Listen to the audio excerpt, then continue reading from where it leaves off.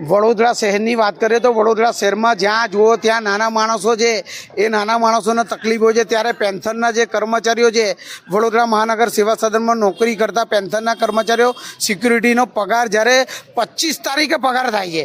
ભારતનું કોઈ રાજ્ય એવું નહીં હોય કે 25 તારીખે પગાર થતો હોય, પરંતુ વડોદરા મહાનગર સેવા સદનના અધિકારીઓ અને કમિશનર મોટી મોટી વાતો કરતા હોય છે, 54 લાખના ગરબા રમતા હોય છે.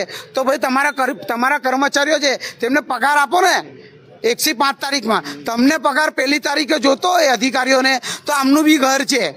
આ નાના કર્મચારીઓને ફી ભરવાની, એમના બાળકોની, એમને મેડિકલ ખર્ચા હોય, કોઈને મકાનનો હપ્તો ભરવો હોય, કોઈને ટ્રાન્સપોર્ટેશનના પૈસા આપવાના હોય, ત્યારે નાના કર્મચારીઓને આવી રીતે કેમ દબાવો છે? જ્યારે નાના કર્મચારીઓ આવી રીતે ભીડમાં આવતા હોય ત્યારે વ્યાજે પૈસા લેતા હોય ને એમને તકલીફ પડતી હોય છે, ત્યારે કેટલા સંબંધમાં આપણે જોતા હોય છે નાના કર્મચારીઓ આત્મહત્યા કરતા હોય છે. વડોદરા શહેરમાં કેટલી ઘટનાઓ એવી પણ ઘટનાઓ આપણે જોઈએ છે.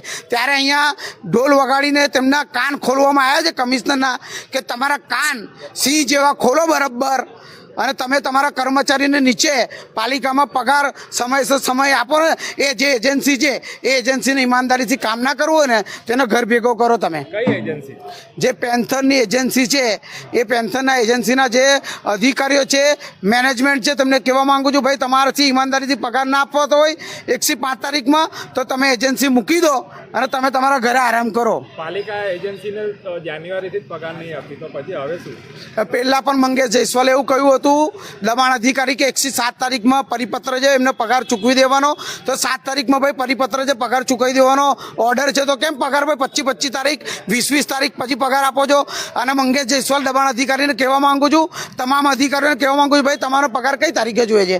1લી તારીખે તમને પગાર જોઈએ છે ને તમારી વ્યવસ્થા ઊભી કરવા માટે. તો આ નાના કર્મચારીઓને બી વ્યવસ્થા ઊભી કરવાની જ હોય છે, એમને બી બધાને પૈસા ચૂકવવાના હોય છે. તો 1લી તારીખે 1 થી 5 તારીખમાં પગાર નહીં આપવામાં આવે ને, તો આ રીતે હવે તો પોલીસ પરમિશન ડીજે હાથે આવતા મહિને 1 થી 5 તારીખમાં પગાર આપવામાં નહીં આવે ને, તો ડીજેના ટાલ સાથે અહીંયા આવીશું પાલિકામાં. એજન્સી બદલવાની જરૂર લાગે છે? 100% જરૂર છે. કારણ કે પહેલાં કોઈ મેયર હતા, સારા એક મેયર હતા, ત્યારે પગાર વધી ગયો હતો. એ મેયર ગયા પછી પાછો 14,000 પગાર થઈ ગયો. અને પહેલાં કોઈ સારા મેયર હતા ત્યારે તેમનો પગાર હતો 16,000 પગાર થઈ ગયો હતો, અને પાછો 14,000 થઈ ગયો. મોંઘવારી પ્રમાણે તેમનો પગાર વધવો જોઈએ, પરંતુ આ તો ઘટાડો થાય છે અને તેમનો દર વર્ષે પગાર વધતો જાય છે અધિકારીઓનો. તો આવી બેવડી નીતિ ના હોવી જોઈએ. આ તો એવો પ્લાનિંગ એવો કર્યો છે કે ગરીબ જ રહી અને અમીર થતો જાય એવી વ્યવસ્થા ઊભી કરેલી છે.